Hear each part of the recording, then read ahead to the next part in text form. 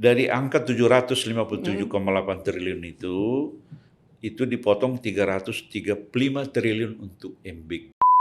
Singapura, biaya riset per kapita per orang itu $1.000. $1.000. Kita sampai 50 kali lebih banyak.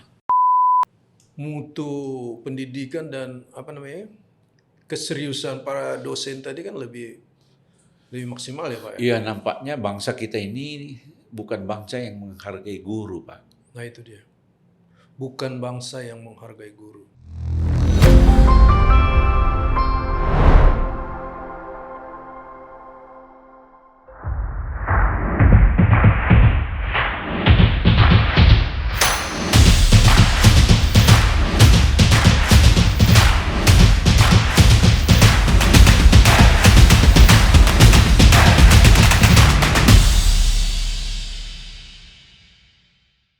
Halo, jumpa lagi dengan saya Faber Manalu.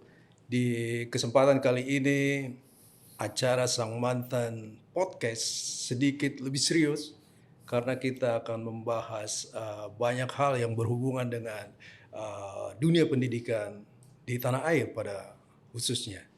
Dan sore ini kebetulan syutingnya sore, jadi buat Anda yang nonton pagi ya selamat pagi tentunya, buat yang malam juga selamat malam.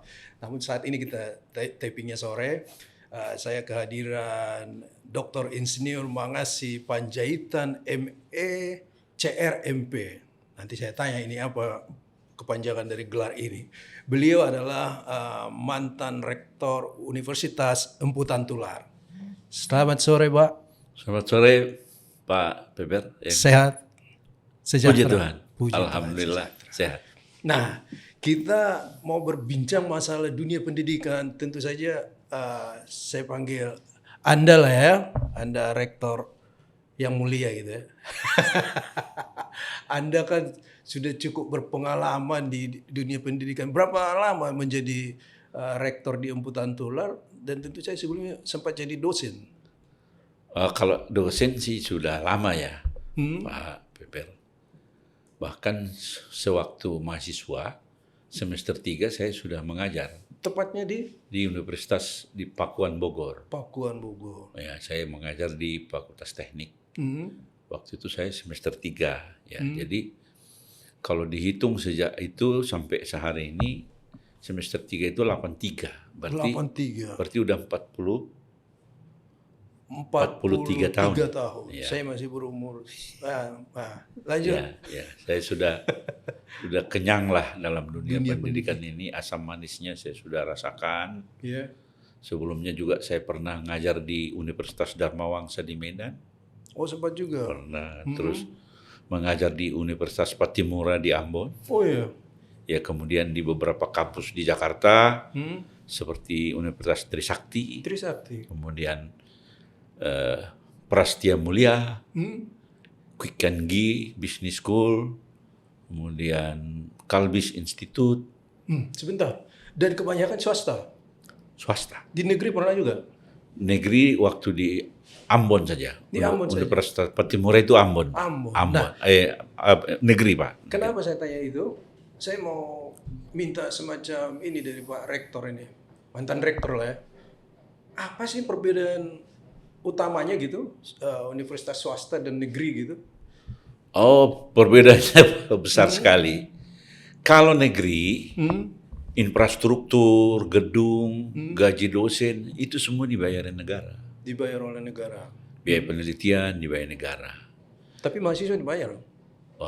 Iya, uang kuliah sebagian dibayarin, tapi sebagian mahasiswa membayar. Nah, kalau di swasta, gedung, gaji dosen dan segala macamnya ditanggung oleh swasta. Ya, jadi tentu itu akan memberikan dampak yang sangat berbeda ya.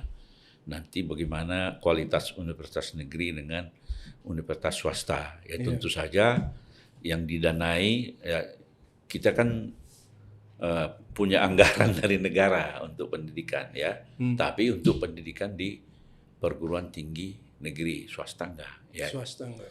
Jadi sebenarnya kami di swasta itu lebih berat hidupnya, Pak.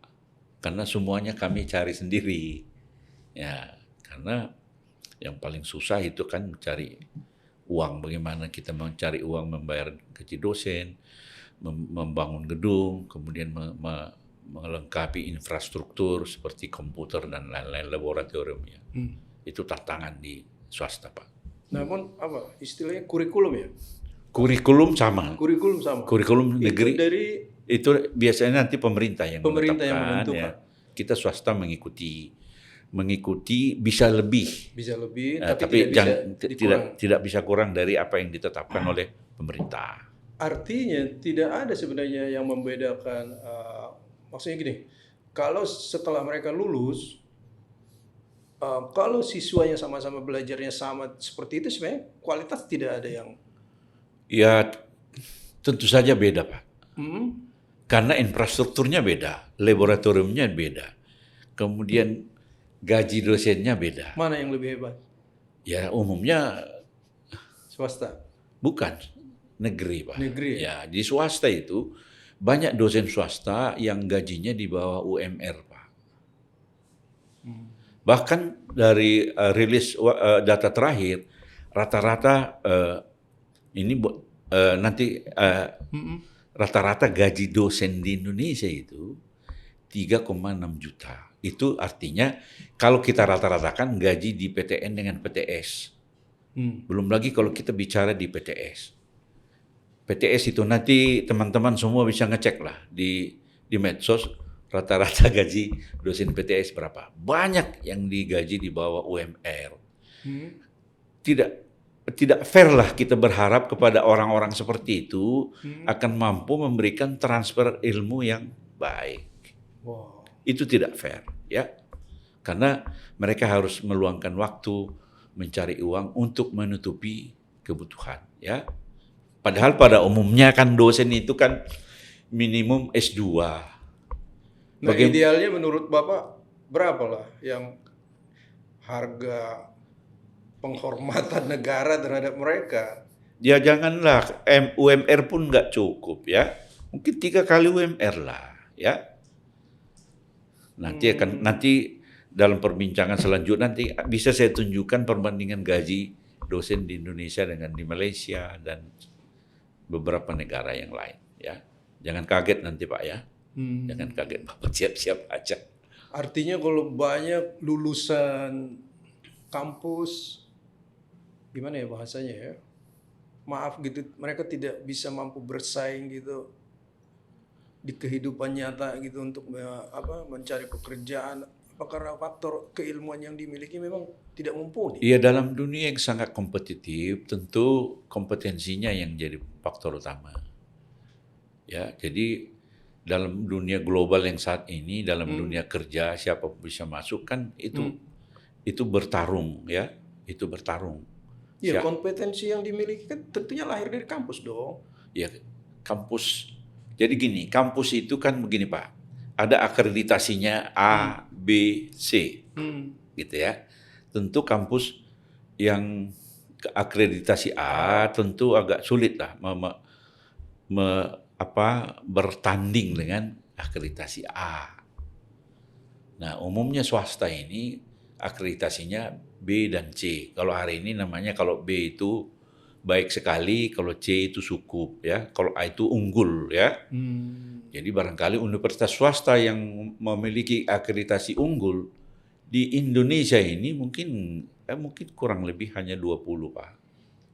Siapa yang menentukan akreditasi itu? Nanti ada asesor dari PTN, dari Kementerian Pendidikan dan Kebudayaan, sekarang Kementerian Sains, Kemendikbud Saintik.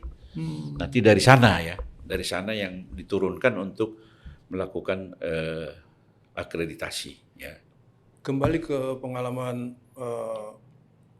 Pak Rektor, dari sekian banyak universitas yang udah dijalani itu, disinggah itu, negeri yang paling menurut Anda yang akreditasinya mumpuni itu? Negeri yang paling bagus di Indonesia hari ini, ya, Kenapa saya bilang paling bagus? Karena dia masuk ke 10 besar universitas terbaik ASEAN. Nah, itu dasarnya saya. Apa aja itu? Yang pertama UI, ITB dan UGM. Cuma itu saja yang masuk 10 besar ASEAN. Kalau dunia itu masuk 300 besar. Iya. Untuk level dunia itu masuk 300 besar, Pak. Jadi kita tidak bisa terlalu berharap banyak lah dari kampus ini, alumninya bisa bersaing di dunia internasional. Ibaratnya ranking kita itu ranking 200 sampai 300. Sementara ranking 1, 2, 3 ya dari Amerika, dari China, dari Eropa. Ya. Nah, untuk meningkatkan kualitas kampus itu, Ya, pertama anggaran, Pak. Anggaran harus cukup ya.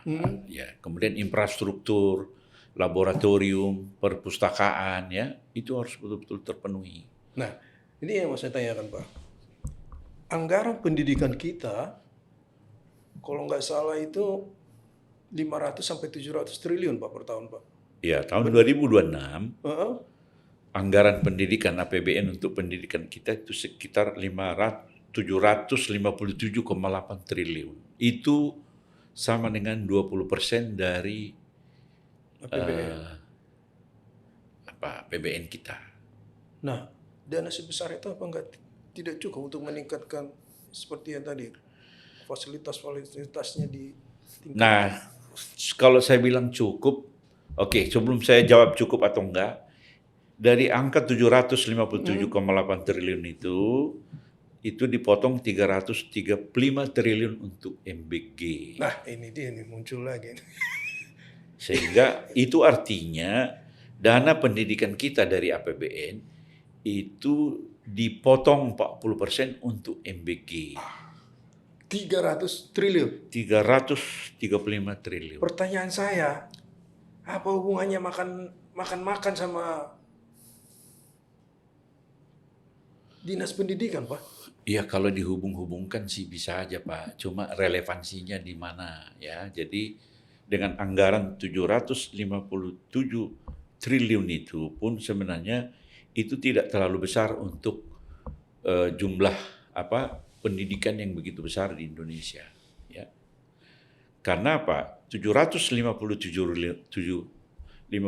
triliun itu selain membayar gaji dosen, Iya. kemudian membangun infrastruktur, juga membangun riset, ya. Nah, kalau tadi Bapak bilang cukup, nanti saya coba bandingkan. Seberapa besar sih riset di Indonesia? Kalau per kapita, itu biaya riset di Indonesia itu hanya sekitar, saya ambil datanya, supaya nggak salah saya cek dulu datanya ya. Untuk biaya riset untuk Indonesia itu hanya 10 sampai 20 dolar per orang per tahun, Pak. Iya. Sedangkan untuk Vietnam itu 20 sampai 40 dolar per orang per tahun. Malaysia 100 sampai 200 dolar per tahun. Artinya biaya riset per kapita di Malaysia itu 10 kali besarnya daripada biaya riset kita di sini. Itu baru-baru ini apa sudah dari dulu? Ini untuk data terakhir ini. Karena gini, Pak, sedikit mundur kita kan, kalau kita ingat zaman dulu kan, guru-guru Malaysia itu diimpor dari Indonesia katanya ya. Iya kan? Ada sejarah itu ya? Ya. Nah, maksud saya, berarti sekarang ada terbalik justru. Kalau itu memang betul. Jadi dari dulu Malaysia ini memang mengeluarkan uang yang cukup banyak untuk pendidikan. Jadi saya mengalaminya sendiri, Pak. Waktu saya di IPB tahun 81, ada 10 orang teman saya mahasiswa dari Malaysia. Ya. Mereka waktu itu uang bulanan mereka udah 800.000 sebulan. Wow. Kami rata-rata itu hanya 50.000, bayangkan. 81. Itu artinya bulanan mereka itu 18 kali dari uang bulanan kami rata-rata. Kemudian pada waktu itu mereka hampir semua punya laptop. Tahun 81. 81 laptop sudah ada? Ya, udah. Oh. Sedangkan dosen kami di IPB yang punya laptop hari itu mungkin hanya bisa dihitung 10 orang. Artinya apa? 81 apa 91, Pak? 81. Saya kan masuk kuliah 81. Oh ya. Dan tidak begitu menggembirakan prestasi mereka dengan uang sebanyak itu. Nah, satu generasi setelah itu, jadi satu generasi setelah teman-teman saya ini kuliah selesai, orang Indonesia sudah bangga kuliah ke Malaysia, Pak. Kenapa bisa begitu? Karena mereka menyediakan anggaran yang cukup besar untuk pengembangan sumber daya manusia, pembangunan infrastruktur, biaya riset, dan lain-lain. Belum lagi kerjasama internasional dengan kampus-kampus top di Eropa dan di Amerika. Lah kita sampai hari ini, saya belum lihat ada kampus Harvard di Jakarta. Saya belum pernah lihat entah kapan ada kampus Oxford di Jakarta. Kalau Malaysia sudah melakukan itu sejak lama. Jadi menciptakan perguruan tinggi yang bagus itu ya nggak bisa satu tahun, 2 tahun. Itu puluhan tahun, satu generasi. Ya, seperti saya bilang tadi, tahun 81 teman-teman saya dari Malaysia itu ada 10 orang. Mereka tidak terlalu menggembirakan. Tapi satu generasi setelah itu, udah bangga orang kita kuliah di Malaysia. Tapi dari pengalaman itu menunjukkan bahwa pemerintah Malaysia tentunya lebih care dengan dunia pendidikan kan, sampai difasilitasi semewah itu. Betul. Dan memang kita lihat hasilnya hari ini bahwa di antara 10 besar kampus terbaik di ASEAN itu, ini saya akan lihat tuh ada berapa dari Malaysia.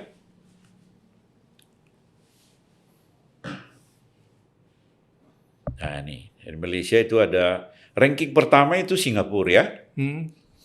Universitas Nasional Singapura ranking pertama, yang kedua juga Singapura, Nanyang Technology University, ranking ketiga Universiti Malaya, ranking keempat Universiti Kebangsaan Malaya, ranking kelima Universiti Putra Malaya, sampai ranking 6, 7 Malaysia, 8, 9, 10 Indonesia. Dari 10 terbaik ASEAN. Kalau untuk Singapura ini terbaik di ASEAN, bahkan ini masuk terbaik di dunia. Kenapa saya bisa mereka terbaik di dunia? Coba saya kembali ke biaya riset tadi ya. Belum nanti saya tunjukkan gaji ya. Singapura biaya riset per kapita per orang itu $1.000. $1.000. Kita 10 sampai $20, 50 kali lebih banyak. Oke. Nah sekarang, maaf, saya akan kembali. Selain biaya riset, gaji. Kan? Saya akan lihat tunjukkan. Jangan kaget Bapak ya. Rata-rata gaji di Indonesia, dosen loh ya, 3,6 juta. Filipina 8 juta. Malaysia 18 juta. Makanya tadi Bapak bilang kan berapa? Saya bilang 5 kali 3 lah. 15 juta masuk itu. Thailand 22 juta. Malah lebih hebat. Cina 34. Singapura 85 juta rata-rata gajinya sebulan. Dengan gaji segitu, dia bisa full dong. Bisa beli buku. Bisa membaca, nggak perlu lagi mikir sana sini untuk cari duit segala macam. Belum lagi nanti pendapatannya dari riset yang disediakan negara. Ketika kita melakukan riset kan kita dapat upah sebagai tenaga ahli kan. Itu sudah menjadi tambahan untuk gaji kita. Dan fenomena, boleh dibilang fenomena ini sampai sekarang masih seperti itu? Masih Pak. Bapak kan masih di kampus Trilogi sekarang sebagai dosen setelah mantan dari Emputan Tular. Masih Pak. Jadi kalau boleh tahu berapa yang Bapak terima? Wah, saya kan sudah ya tentu lebih besar dari sini. Ini kan rata-rata tadi ya. Kalau saya di atas 10 juta lah. Itu pun sebenarnya kalau dibandingkan dengan Malaysia, Thailand tadi kan masih kurang kan. Sehingga kita tetap berusaha untuk mencari tambahan. Kan anak-anak kita kuliah. Anak saya sekolah doktor, kuliah S3, kan saya harus bayarin. Kalau dari gaji yang nggak cukup lah. Tapi ya begitulah. Itulah Indonesia tercinta kita hari ini. Artinya ini harus sebenarnya concernnya pemerintah juga ya Pak ya. Mungkin bisa juga kan memberikan saran juga kan meskipun dari pihak swasta gitu ya. Supaya mutu mutu pendidikan dan apa namanya keseriusan para dosen tadi kan lebih maksimal ya Pak ya. Iya, nampaknya bangsa kita ini bukan bangsa yang menghargai guru, Pak. Nah itu dia. Bukan bangsa yang menghargai guru. Saya ingat dulu waktu saya baca ya, bukan saya mendengar. Ketika Jepang dibom sama Amerika, pertanyaan Kaisar Jepang, Hirohito. Hirohito waktu itu, berapa orang guru yang masih hidup? Keren ya. Iya. Berapa orang guru yang masih hidup. Jadi kita ini kurang peduli sama guru, sama dosen. Buktinya guru-guru honor yang sudah tahunan, yang hanya gajinya 500.000, kalah sama pegawai SPPG yang baru bekerja beberapa bulan langsung diangkat jadi ASN dengan gaji yang jauh lebih besar. Ini lagi-lagi MBG lagi nih ya. Ya, bukan ini soal gurunya dulu supaya pembanding saja, gitu Pak. ya. Ya. Bagaimana mungkin ya? Bagaimana kok secara humanisme ya, Iya. secara kemanusiaan, Moral. bagaimana mungkin kita kok tega kita membayar guru kita dengan Dan memang kejadian sehari sebelum acara kita ini, saya baca di sebuah medsos ada pengakuan seorang ibu, saya lupa tapi udah puluhan tahun, apa 40 tahun dia bilang dia honorer, gajinya itu cuma 410.000 kalau nggak salah. Iya.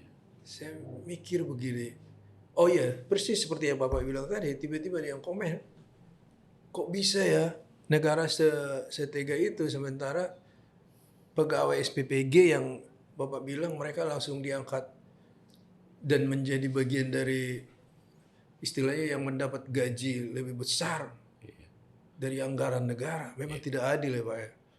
Sangat tidak adil ya. Dan pegawai yang diangkat itu bukan pegawai Kementerian Pendidikan Kebudayaan, tapi Nah, itu dia. pegawai Badan Gizi Nasional.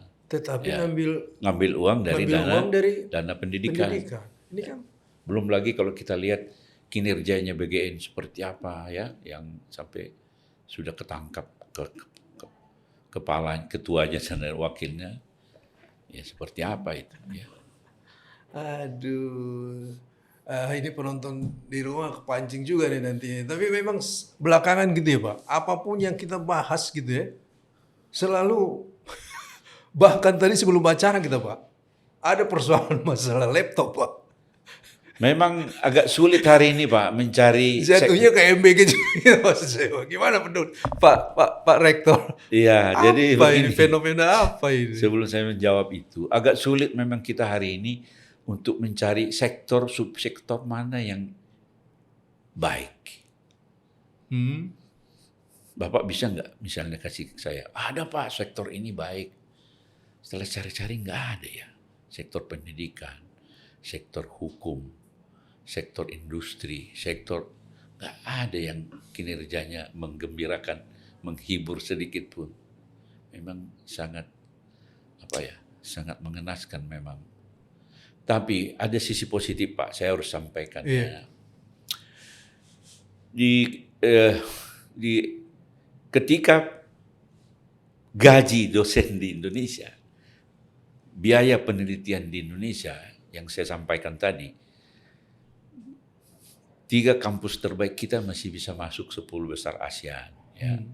Masih bisa mengalahkan kampus misalnya dari Filipina yang tadi kalau kita lihat biaya risetnya lebih tinggi ya. Jadi memang masih banyak sebenarnya orang-orang baik di Republik ini, walaupun dibayar tidak sebaik teman-temannya di luar sana, mereka masih bisa berprestasi. 3 itu tadi UI, ITB, Sama UGM. Itu masuk 3 untuk 10 besar ASEAN. Terus masuk 300 besar dunia. Nah, UGM ini kan lagi naik daun juga nih Pak. Iya kan? Tentu dengan ya isu-isu seperti lagi viral maksudnya. lagi viral gitu. Maksud saya gini Pak. kampus sebesar itu Pak, yang sudah dapat pengakuan ya, kita nggak tahu kebenarannya seperti apa. Tapi kok bisa kecolongan Pak dengan kasus, ya boleh dibilang memalukan juga kalau saja nanti suatu, kan udah bergilir nih, udah ngerti lah Bapak yang saya maksudkan, udah ke ranah hukum ini kan. Nah, kalau nanti suatu ketika diputuskan bahwa si Roy dan si Tifa yang memenangkan persoalan ini, bagaimana pandangan Bapak seorang akademisi melihat kampus sebesar itu bisa kecolongan? Wah, saya belum bisa mengomentari. Kan kita menunggu dulu ya, karena nanti terlalu mendahului keputusan pengadilan ya. Jadi Kalau saya berharap ya, saya berharap sebenarnya hal ini tidak perlulah di blow up, menghabiskan energi bangsa. Ya, apapun hasilnya, apa sih dampaknya buat bangsa ke depan? Jadi kita hanya buang-buang energi di sini. Nah, sebenarnya tujuan saya mau ke pertanyaan berikut. Sebenarnya gimana sih mekanisme seseorang itu untuk mendapat gelar itu gitu loh. Tentu kan kuliah dulu. Bikin tesis. Ya kuliah, menempuh berapa SKS. Kalau Iya. sarjana sekarang di Indonesia kan 144. Ah, Lalu kemudian dia KKN, kemudian menulis skripsi, iya. lalu dibimbing dosen pembimbingnya. Kalau saya dulu pembimbingnya ada 2 ya. Dalam proses penulisan itu kita bolak-balik ketemu pembimbing bisa sampai 10-12 kali. Lalu kemudian sidang.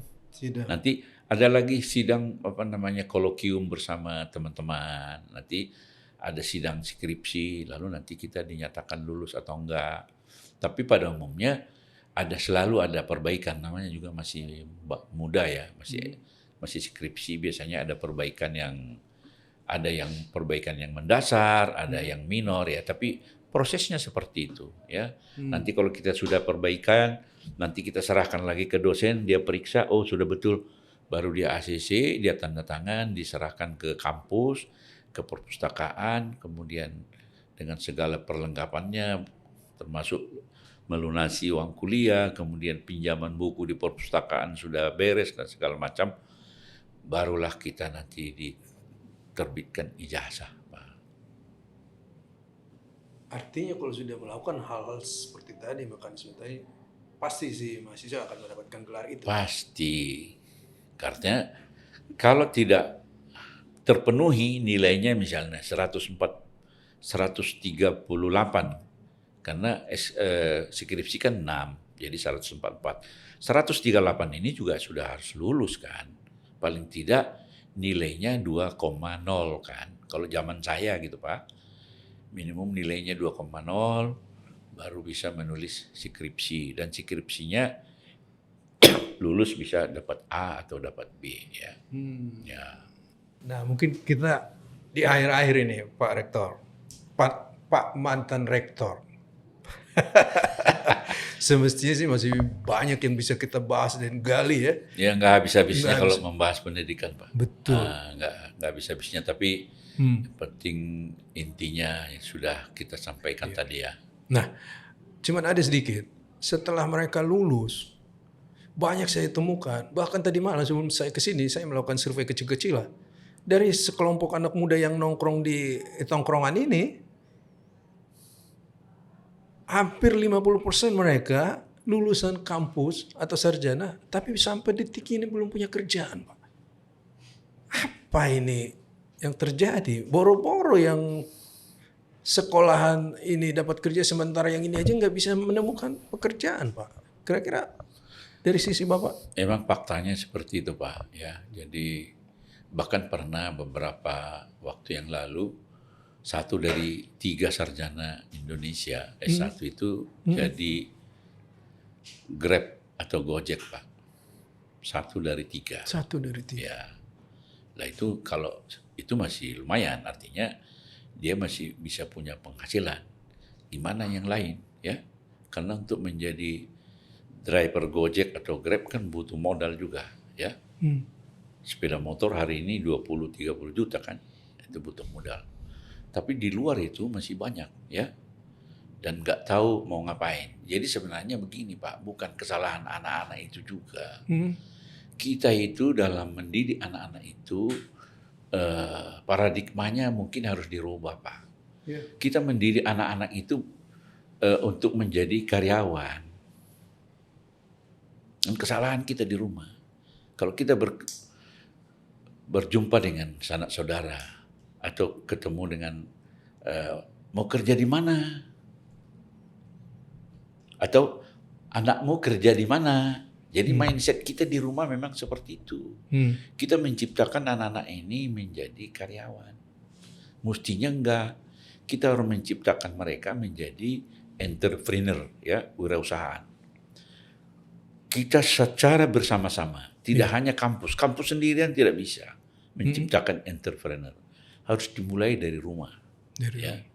Bagaimana mengajari anak-anak itu bisa berinovasi, bisa mengkapitalisasi apa yang ada di sekitarnya.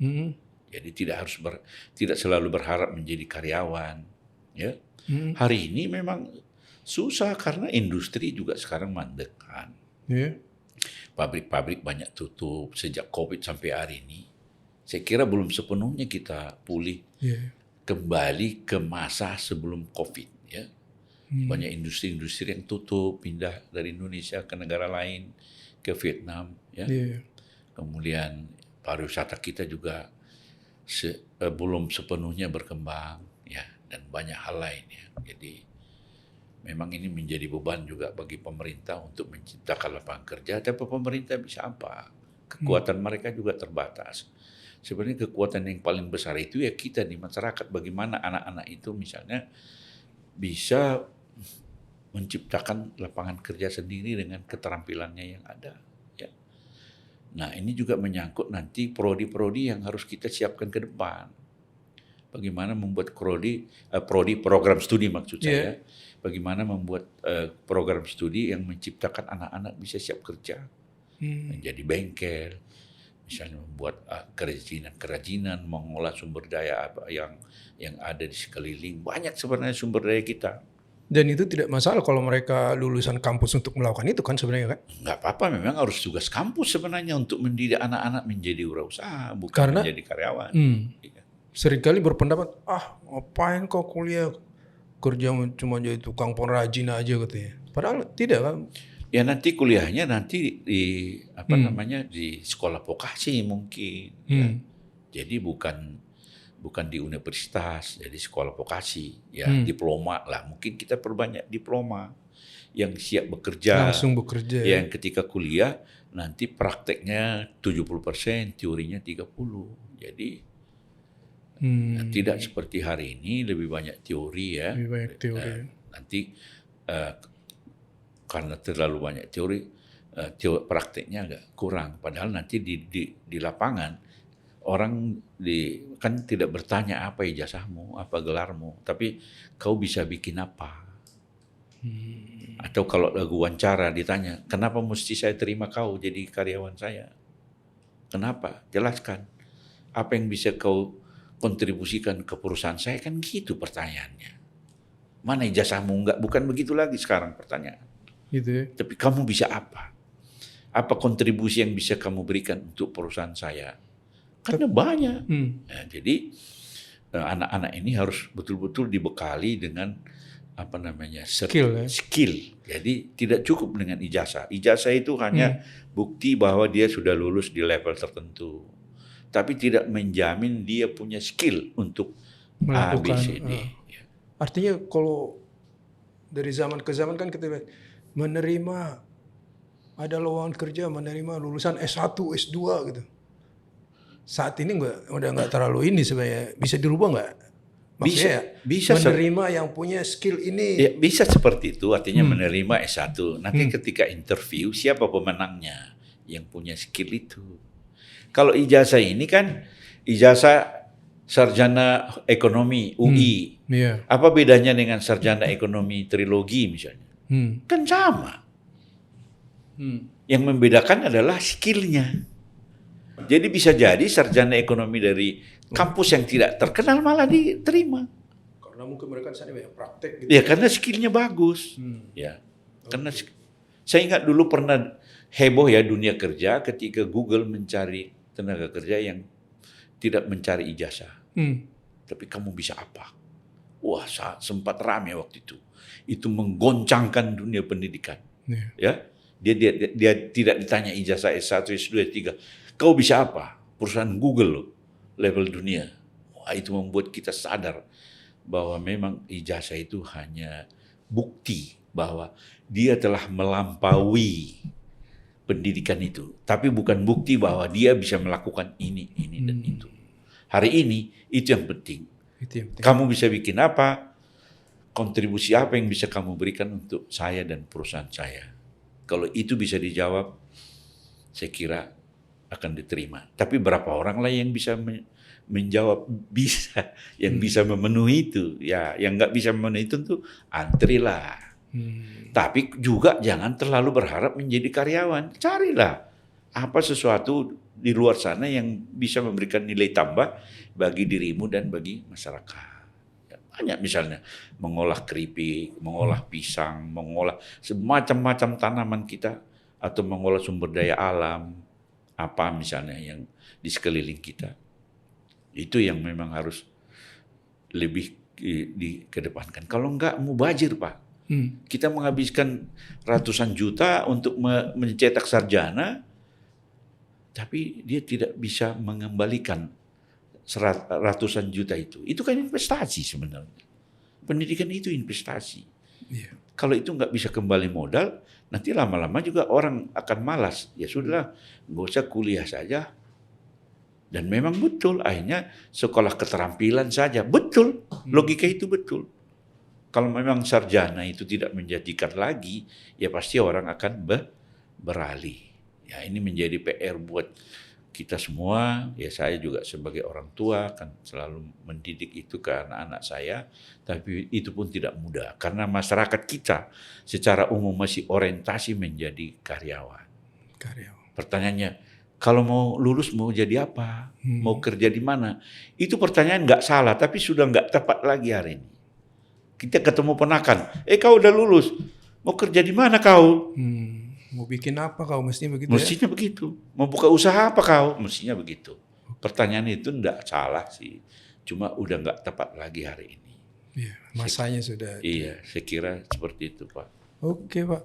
Sebenarnya lagi-lagi harus saya katakan masih banyak sekali yang perlu kita katakan, tapi cukuplah dulu sampai sekian. Iya. Nanti mungkin ada waktu yang lain. Lain waktu kita. Ya. Ini ya. Iya. Terima kasih Bapak dosen. Terima kasih sama-sama sudah diundang. Jangan bosan mengundang kita lagi untuk topik-topik yang lain ya. Oke. Ya, terutama pendidikan. Serius, betul. Penonton di rumah, beliau ini selain sebagai mantan rektor Universitas Semputan Tular, sampai detik ini juga masih dosen di Universitas Trilogi Jakarta. Mungkin mahasiswa-mahasiswa yang nonton pasti kenal lah dengan yang satu ini lah. Galak enggak? Dan alumni Lemhanas 2019 ya, Pak ya. Pak ya lagi doktor ekonomi dari IPB Bogor. Nah, saya tertarik sedikit ini. CRMP itu apa? CR itu Certified Risk Management Professional. Artinya dari luar negeri nih? Iya, bukan dari luar, ya dari Amerika. Dari Amerika. Ya, tapi kursusnya di sini. Oke. Pelaksananya dari sana. Oke, siap. Jadi ada kan namanya mata kuliah manajemen risiko. Manajemen risiko. Jadi saya sudah dapat sertifikat dari untuk melakukan manajemen risiko. Ya, misalnya untuk melakukan sesuatu kan selalu ada risikonya ya. Jadi kita bisa hitung. Nah itu harus Bapak bertugas untuk ini ya mengantisipasi risiko itu. Iya, misalnya risiko bisnis. Nah itu nanti kita lanjut di episode berikutnya. Apakah bisnis ini berhasil atau enggak? Peluang berhasil berapa persen? Kan enggak ada yang bisa jamin berhasil 100%. Ya. Itu bisa dikonsultasikan. Siap. Sekali lagi terima kasih Pak Rektor. Terima kasih. Oke, baik penonton. Satu hal yang saya ambil tadi khususnya buat rekan-rekan muda ya.